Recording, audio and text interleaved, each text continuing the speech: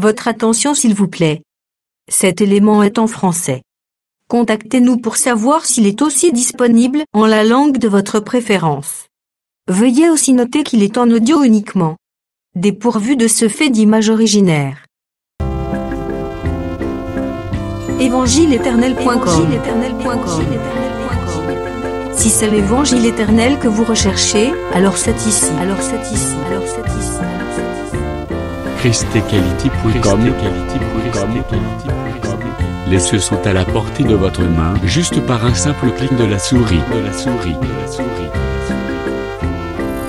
La rubrique Pasteur éternel.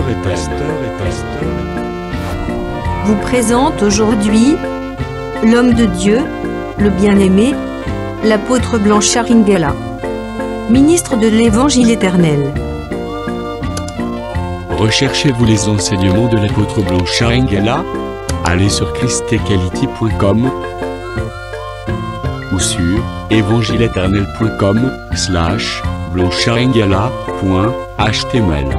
Les enseignements sont disponibles en texte, audio et vidéo. Surtout, ne partez point sans souscrire à l'une de nos chaînes YouTube qui correspond à votre version linguistique. Souscrivez s'il vous plaît. Bonne édification au nom de notre commun Seigneur et Dieu Jésus-Christ. Amen. Que la paix, la grâce et la miséricorde de Dieu vous soient abondamment accordées dans les noms puissants de notre Seigneur Jésus-Christ. Très chers compatriotes célestes, nous sommes depuis un temps, ça c'est le troisième audio ou la troisième partie de notre campagne de sensibilisation. Nous sommes poussés par le Saint-Esprit, il nous a été donné de pouvoir, en tout cas, intervenir auprès de vous avec un message de sensibilisation. Bien-aimés dans le Seigneur, pour ce faire, l'Esprit du Seigneur nous a conduits dans le livre d'Esther. Nous sommes dans le livre d'Esther. À la maison, si vous avez le temps, prenez le temps de lire tous ces livres. Et ici, nous sommes dans le livre d'Esther. Cherchons là où ça peut résumer tout ce que nous sommes en train de dire. Et Esther, chapitre 8. Je commence au 6e verset où il est écrit « Car comment pourrais-je voir les malheurs qui atteindraient mon peuple et comment pourrais-je voir la destruction de ma race ?» Le roi Assuérus dit à la reine Esther et au juif Mardochée, « Voici, j'ai donné à Esther la maison d'Aman, et il a été pendu au bois pour avoir étendu la main contre les Juifs. Écrivez donc en faveur des Juifs comme il vous plaira au nom du roi, et scellez avec l'anneau du roi, car une lettre écrite au nom du roi, je m'excuse, et scellée avec l'anneau du roi ne peut être révoquée. » Très chers compatriotes, dans ce message de sensibilisation, nous sommes en train de tourner tout autour d'une première lettre qui a été écrite par un homme que le roi avait élevé. Commencez la lecture au 3e chapitre, vous allez vous rendre compte de tout ce que nous sommes en train de dire ou demandez tout simplement les audios précédents dans lesquels nous avons donné aussi des explications qui pourront vous être aussi utiles, en tout cas pour votre perfectionnement. Il s'agit d'un édit qui a été écrit par un homme que le roi avait élevé, qui répondait au nom d'Aman. C'est Aman devant qui tous les hommes étaient appelés à s'agenouiller. Il y avait un homme d'entre les Juifs qui se nommait Mardochée. Par attachement à la parole de son Dieu, il refusait de s'adonner à cet exercice, celui de pouvoir s'agenouiller devant l'homme d'Aman, aussi élevé qu'il était par le roi. Pendant que tout le monde s'agenouillait devant Aman, Mardochée ne le faisait pas. Alors ceux qui étaient avec lui faisaient des reproches. Pourquoi toi tu ne t'agenouilles pas devant Aman? Il est élevé, tu dois t'agenouiller. Et la Bible déclare, là je suis dans le livre d'Esther, chapitre 3, le verset 4e, il n'a donné qu'une seule réponse. Je suis juif. Ça veut tout simplement, ça voulait plutôt tout dire. Bien-aimé dans le Seigneur, c'est pourquoi le frère Paul dit, le juif, ce n'est pas celui des noms. Les circoncis, ce n'est pas celui qui l'est de la chair par la main de l'homme. Mais la véritable circoncision, c'est celui du cœur. Le véritable juif, c'est celui qui a la loi dans le cœur. C'est celui dans le cœur duquel la loi est écrite. C'est celui qui garde la parole. C'est celui par qui la parole de Dieu est reflétée dans les milieux où il vit. Que la paix, la grâce et la miséricorde de Dieu soient avec vous. On n'est pas un saint parce qu'on visite tout simplement, on fréquente une église dite assemblée des saints. Mais on est saint si on est devenu, grâce à la parole, un temple du Seigneur dans lequel l'Esprit du Seigneur habite.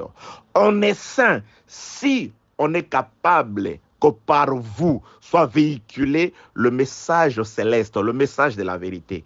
On est saint si on est capable, par votre façon de vivre, on est capable d'attester une parole ambulante. Que la paix, la grâce, la miséricorde, l'amour de Dieu soit votre partage au nom de Jésus-Christ. Le désir de mon cœur est que la parole de Dieu que vous écoutiez, que cette parole puisse se manifester comme elle a été au commencement, comme elle a été autrefois.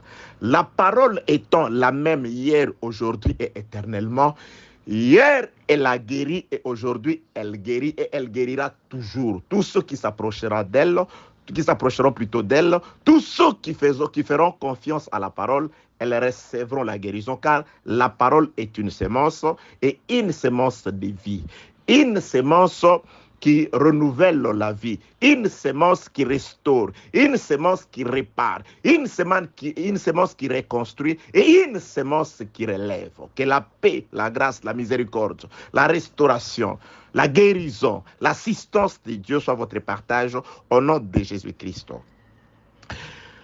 Aman s'étant rendu compte que Mardochée était celui qui refusait de pouvoir s'agenouiller devant lui par son rancœur vis-à-vis de Mardochée. Il dit, je ne détruirai pas seulement Mardochée, mais je détruirai tous ceux de sa race, c'est-à-dire tout le juif était destiné à la destruction à cause de l'acte posé par Mardochée, à cause de la sainteté de Mardochée, à cause de l'observation de la loi par Mardochée, tous ceux de la race de Mardochée se sont retrouvés devenir aussi cibles de cet homme d'Aman.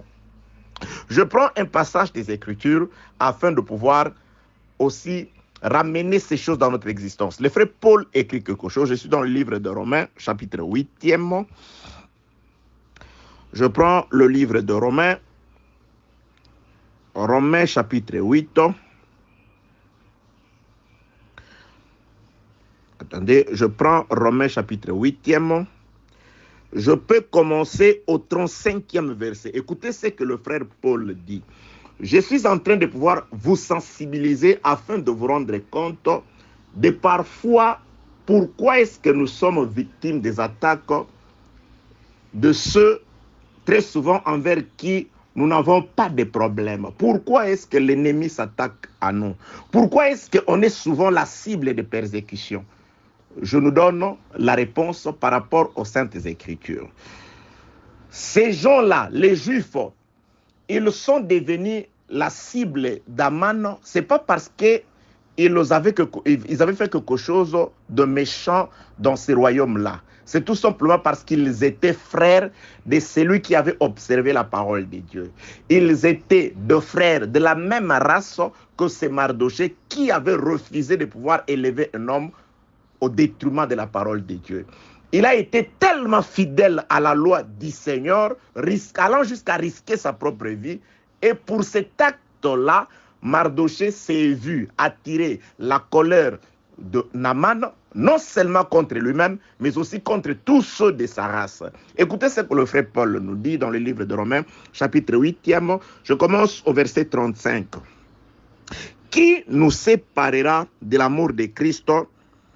Sera-ce la tribulation, l'angoisse, ou la persécution, ou la faim, ou la nudité, ou le péril, ou l'épée? Je voudrais d'abord nous exhorter par rapport à ces premiers versets. Le frère Paul dit que rien ne peut nous séparer de l'amour de Christ, quelles que soient les circonstances, ni la famine, ni la nudité, ni les documents, l'obtention des documents. Rien ne peut nous séparer de l'amour de Dieu manifesté en Jésus-Christ.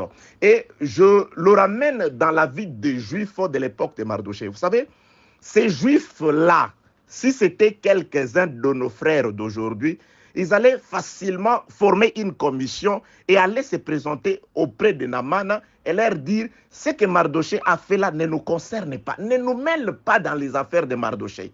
Cette histoire de Mardoché ne nous concerne pas. Certes, nous sommes de la même race que lui, nous sommes de la même tribu que lui, mais nous on accepte volontiers de nous agenouiller devant toi. Ne nous mêlez pas aux affaires de Mardoché. Bien-aimés, il y a des gens aujourd'hui qui réunissent le Seigneur devant certaines circonstances, devant la famine, devant cette histoire d'obtention des documents, devant une circonstance dans le travail, devant l'argent, devant, je ne sais pas, un acte sexuel. Il y a des gens qui acceptent de renier le Seigneur. Il y a des gens, devant la mort, ils acceptent de renier le Seigneur. Je comprends tout simplement que vous n'avez pas le Saint-Esprit. C'est ce qu'a fait aussi Pierre avant que le Saint-Esprit ne descende sur lui. Il avait facilement devant la mort, devant une femme, il a renié le Seigneur, il a renié la parole. Les Juifs aussi pouvaient dire, non, non, non, cette histoire de Mardoché, Aman, s'il te plaît, nous te respectons, tu es élevé, tu es notre gouverneur, nous respectons les lois de la République, en tout cas, ne nous mêle pas. Ton affaire avec Mardoché, ça te concerne. Cette histoire entre les diables et Christ ne nous concerne pas. Mais ces gens-là, ils ont obtempéré, c'est-à-dire ils ne se sont pas plaints. Ces Juifs-là ne se sont pas plaints. Ils n'ont pas renié Mardoché. Ils n'ont pas séparé les cas de Mardoché d'avec leur cas. Ils ont accepté de souffrir parce qu'ils ont compris qu'on ne peut pas trahir notre frère. Combien de fois, bien-aimé dans le Seigneur, tu trahis le droit d'aînesse comme Ésaü? Combien de fois, à cause d'un besoin nutritionnel, à cause d'un besoin de la terre, tu veux obtenir les documents, où tu es capable de saper la parole de Dieu, de saper la crainte de Dieu pour réaliser un faux mariage, pour faire des choses qui sont contraires à la parole de Dieu, parce que tu veux t'attirer certaines faveurs de ce monde.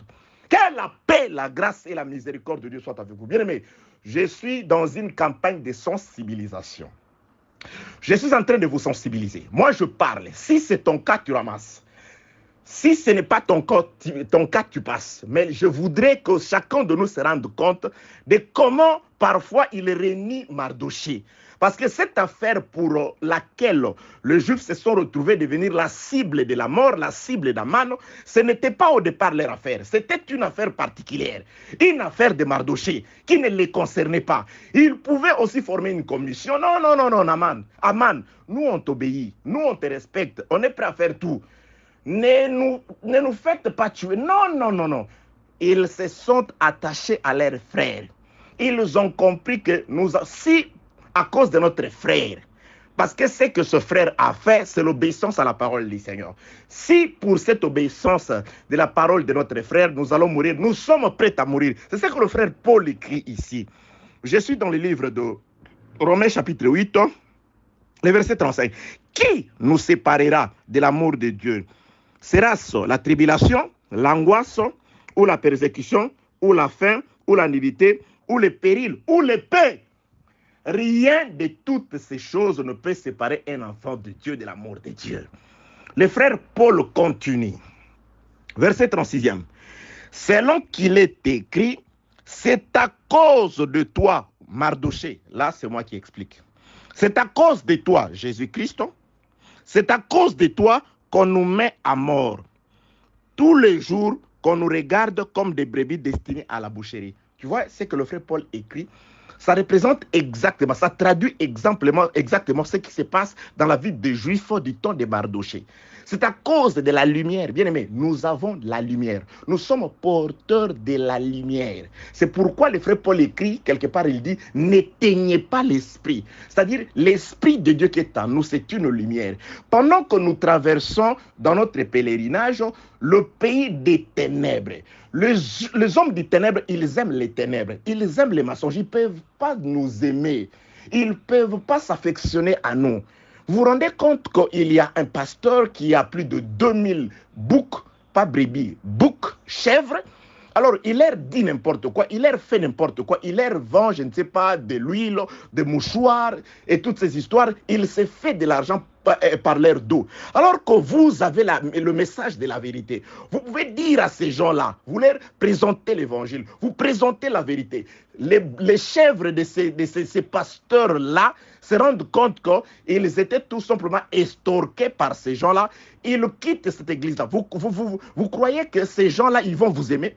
Vous croyez que le diable va vous aimer? C'est pourquoi je vous ai dit, bien aimé, l'évangile que je vous prêche, l'évangile que les apôtres vous ont prêché et que certains serviteurs de Dieu encore continuent de vous prêcher à ces temps, c'est un évangile qui vous ouvre les yeux. C'est un évangile qui vient avec les collyres pour vous ouvrir les yeux.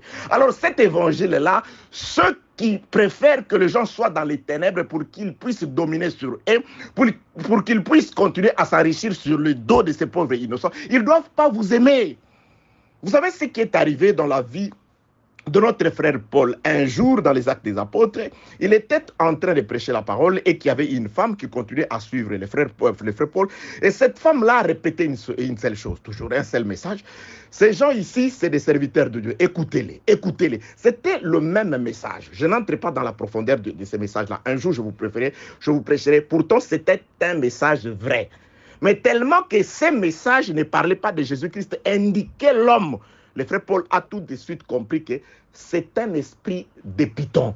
Le frère Paul s'est retourné contre cette femme-là qui prophétisait pourtant quelque chose qui était vrai, mais il a compris que ce n'était pas par l'esprit de Dieu, car les témoignages, l'esprit de prophétie, c'est les témoignages de Jésus-Christ. Alors, le frère Paul se tourna contre comment il regarda cette dame-là, il chassa l'esprit par lequel cette femme-là prophétisait. Python sort de cette femme et cette femme-là a été normalement guérie. Mais cet esprit de fausse prophétie est sorti de la femme. Vous savez ce qui est arrivé par la suite?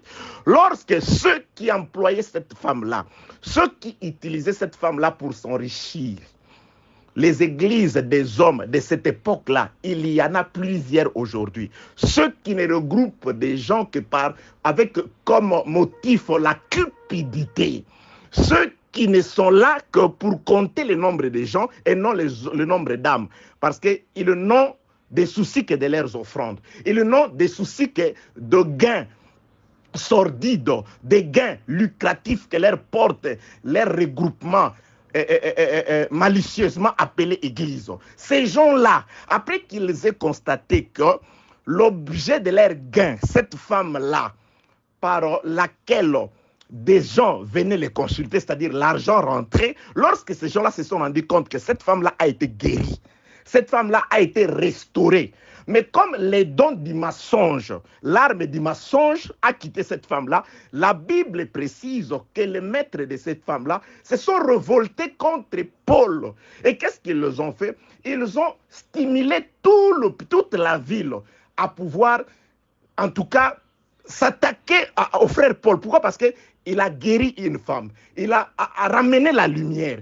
Je nous dis ceci, on ne vous aimera pas. Si vous êtes porteur de la lumière, si vous êtes de ceux à qui il a été dit, vous me verrez, mais le monde ne me verra pas. Si Dieu vous a donné les yeux, Jésus vous a donné les yeux pour le voir à travers les Saintes Écritures, si vous avez la connaissance exacte de Dieu, ceux du monde ne vous aimeront pas. S'ils ne vous taxeront pas d'orgueilleux, ils diront que vous égarez les gens. Et ils ont le pouvoir parce que c'est eux qui sont considérés par le gouvernement de la terre. Le gouvernement de la terre les appelle pasteurs, il leur donne le premier siège et consorts. Et ils vont user de tout leur pouvoir de Satan afin de pouvoir s'attaquer à vous. C'est pourquoi je vous dis, vous qui écoutez cet évangile, vous qui croyez à cet évangile, bien-aimés dans le Seigneur, ne vivez pas légèrement. Ne vivez pas comme tout le monde. Ne vivez pas malicieusement dans les péchés. Repentez-vous réellement, car l'évangile que vous apportez, c'est une lumière que le diable n'aime pas. C'est pourquoi le diable va faire de son mieux pour vous détruire. Non seulement vous détruire, montrer à tout le monde que cet évangile-là n'est pas utile. Cet évangile-là ne peut pas résoudre les problèmes du siècle présent. Voilà. Que la paix, la grâce et la miséricorde de Dieu soient avec vous. Ici, c'est par rapport aux Juifs qui sont en train de souffrir par l'acte saint de Mardochée. Ils se voient devenir la cible de la mort parce qu'ils sont de la même famille que Mardochée. Ils sont de la même race. Je m'excuse. Ok. Ils sont de la même race que Mardochée. Je veux encore nous donner un exemple.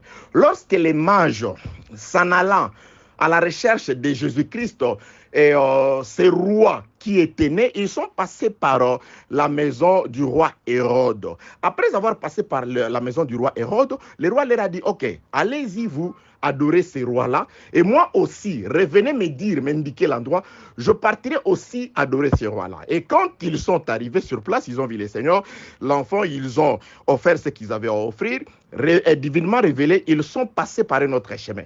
Et le roi Hérode, par haine contre le roi qui venait de naître, parce qu'il avait compris que ce roi qui venait de naître mettrait à mal ses actions. Parce que ce roi-là, c'était la lumière qui venait de naître dans un royaume de ténèbres. Alors, il doit tout faire pour étouffer, il doit tout faire pour éteindre cette lumière-là, à la recherche de comment éteindre la lumière qui était née dans son royaume. Il va exterminer plusieurs enfants. Bien aimés, les enfants de 0 à 2 ans sont morts. Ce n'est pas parce qu'ils étaient coupables de quelque chose, mais c'est tout simplement parce qu'ils avaient le même âge. Ils sont nés dans le même secteur, dans la même période. Ils étaient de la même génération que la lumière. Quand vous êtes de la même génération que la lumière, quand vous êtes du même milieu que la lumière, quand vous êtes frères, amis de la lumière, le roi de ce monde ne peut pas vous aimer. Que la paix, la grâce et la miséricorde de Dieu soient avec vous. Lorsque le roi Pharaon écrivait plutôt ses décrets de mort contre tout enfant mâle qui naîtrait sur son territoire, bien aimé, le diable avait en tête d'empêcher la naissance de la lumière. Ce n'était pas ces gens-là qu'on jetait dans le fleuve qui étaient réellement visés par le diable, qui travaillait dans la personne du roi Pharaon, de Pharaon. Non, c'était la lumière, Moïse, le sauveur qui allait naître. Bien aimé, lorsque les diables étaient pourchassent, lorsque les esprits impurs étaient pourchassent, lorsque les adeptes du diable, sous forme humaine, tes amis, tes collègues, quelques-uns de ta famille, te pourchassent, te font du mal, ce n'est pas toi qu'ils visent réellement, c'est la lumière qui est en toi, c'est la grâce de Dieu qui est en toi. C'est pourquoi tout celui qui est porteur de la grâce, il doit savoir comment vivre. Bien aimé, à la manière des hommes, je vous donne un exemple vulgaire. Une personne qui est habillée tout en blanc et qui se rend à un endroit respectueux, c'est une personne qui ne s'assoit pas n'importe où. C'est une personne qui fait attention quand il marche, parce qu'il tient compte de ses habits. Il sait que ses habits sont blancs. Je ne peux pas m'asseoir n'importe où. Je ne peux pas m'appuyer sur n'importe quoi. Je dois marcher avec attention, parce qu'il ne veut pas salir ses vêtements. Et vous qui êtes spirituellement habillés en blanc, comment voulez-vous vivre comme tout le monde? Comment voulez-vous vous asseoir avec tout le monde? Si déjà dans le livre de Psaumes chapitre 1er il est écrit « Heureux celui qui ne s'assoit pas avec les moqueurs, celui qui ne reste pas dans l'assemblée des méchants. » Bien aimé, nous ne pouvons pas être avec tout le monde. Nous ne pouvons pas parler comme tout le monde. Nous ne pouvons pas nous asseoir avec tout le monde. Nous ne pouvons pas aller adorer avec tout le monde à cause des vêtements que nous portons. Car ceux du dehors, le roi de la terre, il veut éteindre à tout prix le feu du Saint-Esprit que nous avons. Il veut l'éteindre. Que la paix, la grâce et la miséricorde de Dieu soient avec vous. Vous voyez, cet édit-là a été écrit. C'était une lettre. Et lorsque Naaman l'écrit, pour assurer l'irrévocabilité de cette lettre-là, il va solliciter le roi. Il écrit la lettre au nom du roi et le roi appuie son sceau La lettre écrite au nom du roi et scellée de son sceau devient irrévocable. On ne peut pas l'amender. On ne peut pas discuter tout autour de cette lettre parce qu'elle est fortifiée par le nom du roi et l'anneau du roi. Que la paix, la grâce et la miséricorde de Dieu soient avec vous. Romains chapitre 8, le verset 36. Selon qu'il est écrit, c'est à cause de toi qu'on nous met à mort tous les jours, qu'on nous regarde comme des brebis destinées à la guérison. Bien-aimés dans les Seigneurs, c'est à cause de Jésus. C'est parce que nous sommes porteurs de la lumière, bien-aimés dans le Seigneur, que cette lettre-là a été écrite. C'est pourquoi Jésus nous avait dit ceci. Dieu, il appelle Jérémie, il dit, Jérémie, viens. Je t'ai choisi, pas dans les temps. Avant que tu ne sois formé dans le ventre de ta mère, je te connaissais. Effectivement, Dieu te connaissait depuis longtemps. C'est vrai ce que tu dis. Je suis élu. Le frère Paul confirme. En Jésus, Dieu nous a connus avant la fondation de ce monde. En Jésus, Dieu nous a aimés. Il nous a élus. Il nous a prédestinés. Pas dans les temps, mais dans les lieux célestes. Avant que nous ne venions dans ce monde. Parce que Dieu, ce n'est pas celui qui commence dans les temps et qui finit à... Non, le problème de Dieu, c'est qu'il ramène ce qui était avant les temps. Avant que nous soyons dans ce monde, nous existions déjà auprès de lui. Nous étions son peuple, nous étions ses enfants. Nous connaissions les habitudes de chez lui, de son pays. C'est pourquoi un enfant de Dieu, lorsqu'il écoute les sons de la trompette le ramène à ses vieilles habitudes. Les habitudes d'autrefois, les habitudes du pays de la grâce, du pays de la tranquillité, du pays éternel. Ce pays où seul Dieu est la lumière, seul Dieu est le roi. Alléluia, j'ai béni Dieu Tout-Puissant parce qu'il est merveilleux, il nous aime. Bien-aimé, Dieu nous aime. Alors, lorsque le peuple juif était en train de dire, on leur écrit comment Naaman s'approche du roi pour assurer l'immuabilité de sa lettre. Il le scelle avec l'anneau du roi et le nom du roi se figure. Mardoché arrive pour intercéder avec Esther afin que cette lettre soit ôtée. Dieu dit non. J'avais appelé Jérémie. Je lui avais dit que je te connaissais avant que tu ne viennes dans le monde. Je l'ai envoyé afin de prêcher la parole, afin d'être un prophète, de prêcher, de prophétiser pour Israël, ainsi que pour toutes les nations. Mais je lui ai quand même dit, quel que soit que je l'ai aimé, que je l'ai connu avant le temps, et que mon amour est sur lui, ils le feront la guerre. Tu vois? Donc, c'est-à-dire, Dieu a autorisé qu'il se fasse une guerre tout autour dans la vie de celui qu'il a choisi, dans la vie de son bien-aimé. Bien-aimé, ce n'est pas le fait que vous avez la grâce, que vous êtes aimé de Dieu, que le diable vous fuira. Non, il ne vous fuira pas. Le diable n'a pas fui Jésus, il l'a affronté à plusieurs reprises. Le diable, les hommes même, ils n'ont pas eu peur de Jésus.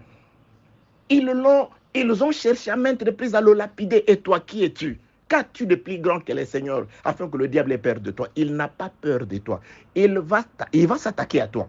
Cet édit-là, ce décret-là de Aman, assuré, rassuré, fortifié par les sceaux du roi et le nom du roi, la lettre reste irrévocable, bien-aimé. La guerre viendra dans ta vie. Ils te feront la guerre. Les malheurs atteignent souvent, les malheurs t'atteindront, les problèmes t'atteindront. Ils battront à ta porte, ils seront là, les persécutions seront là. Jésus n'a pas eu honte de le dire à Pierre. Pour vous qui me suivez, oui, vous aurez toutes ces choses-là. Mais avec des persécutions, avec la guerre, les dits de la guerre, les dits contre toi, les attaques des ténèbres, elles seront toujours là. Le diable frappera à ta porte, que tu le veuilles ou pas. Tu dois être regardé comme des brebis destinées à la boucherie. Ils doivent te chercher. Ils doivent s'en vouloir à toi. Mais c'est tout à fait exact. Nous sommes des étrangers sur la terre. Mais cette terre est un monde dirigé par les princes des ténèbres. Et ils aiment les ténèbres. Ils aiment les mensonges. Mais toi, tu apportes la vérité. Quand tu pries, tu sais combien tu perturbes les œuvres du diable?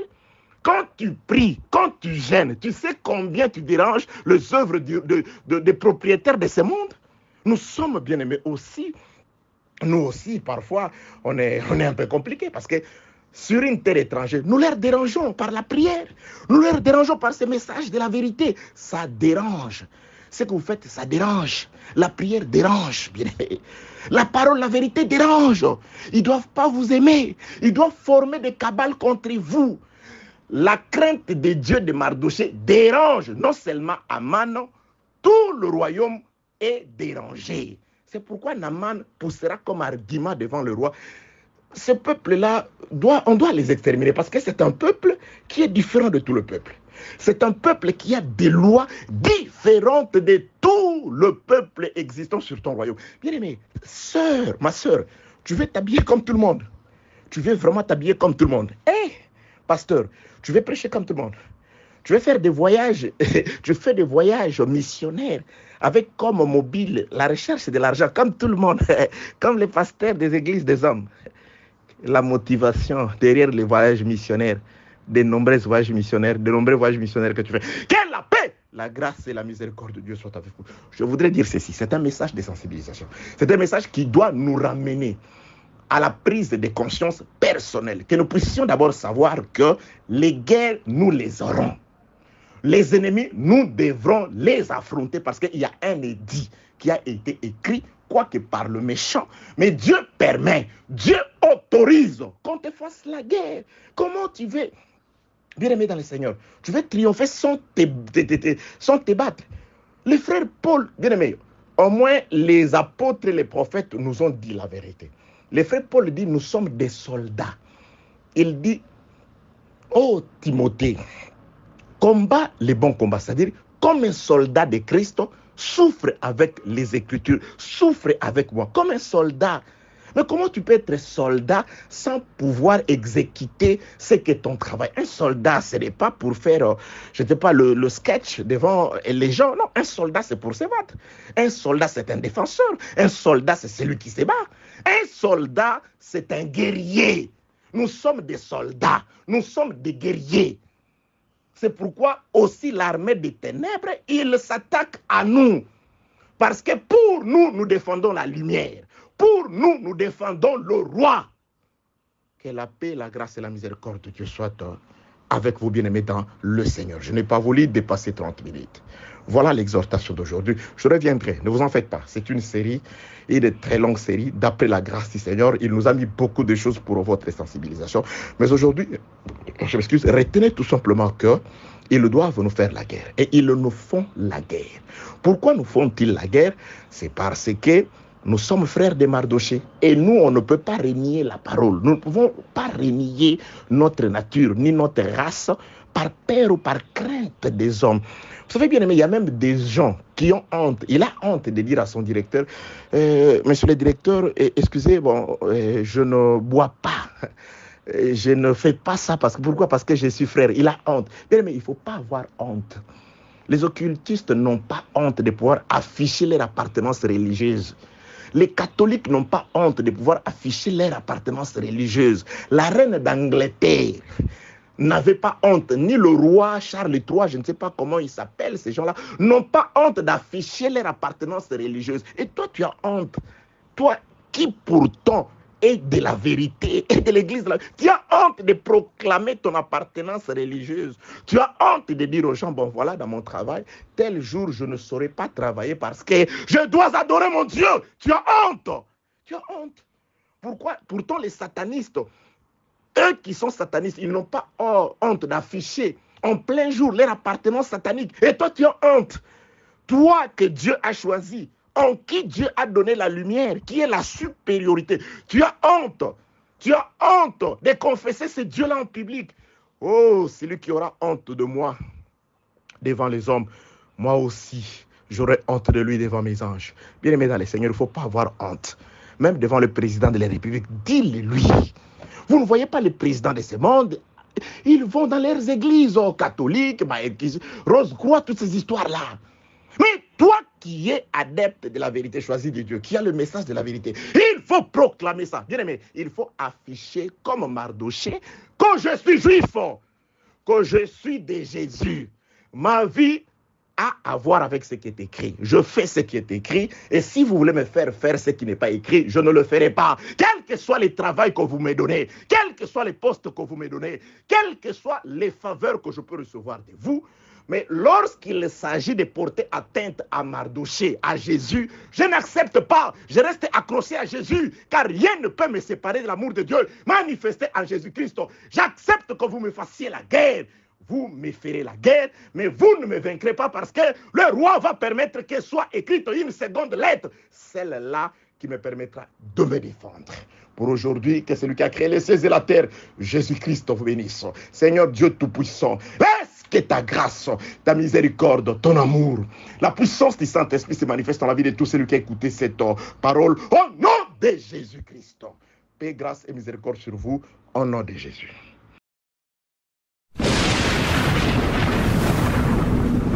Bonne édification au nom de notre commun Seigneur et Dieu Jésus-Christ. Amen.